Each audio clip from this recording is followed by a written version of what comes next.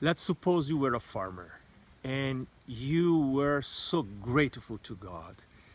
And so you decided to bring a gift to the Lord, an offering to the Lord. This is what Leviticus 2 is about. And here we have corn, we have cassava on my back, we have also papaya here just behind me. And it's so good to be grateful to the Lord for what He is giving to us.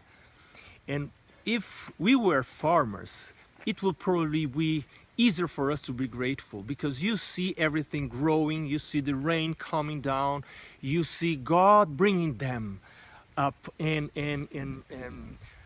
ripening them.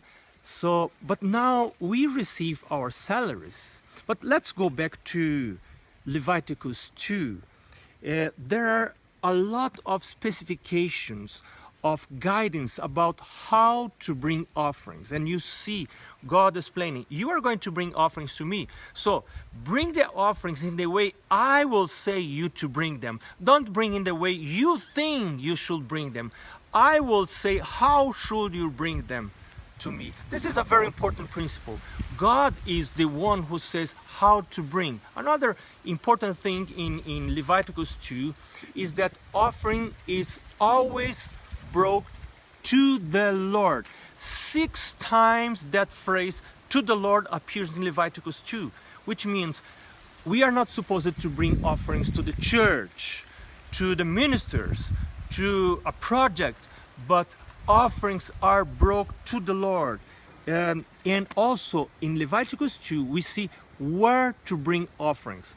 You are not going to bring to any other place besides the place the Lord is telling you to bring.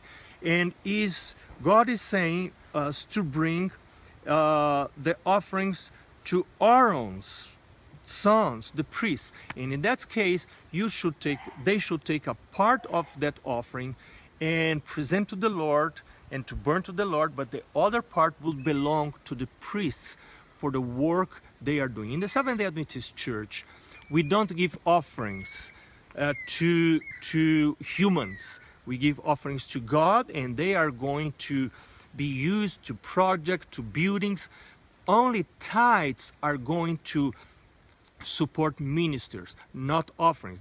The Seventh-day Adventist Church has adapted the Old Testament system of tithes and offerings to the reality we now have. But the most important thing, I believe, here in Leviticus 2 is that we are supposed to bring offerings to the Lord. This is very, very important. The last thing I will say is that offering you find in Leviticus 2 in verse 3 is said it's most holy to the Lord. We don't see that said to the Sabbath, not even to the tithe.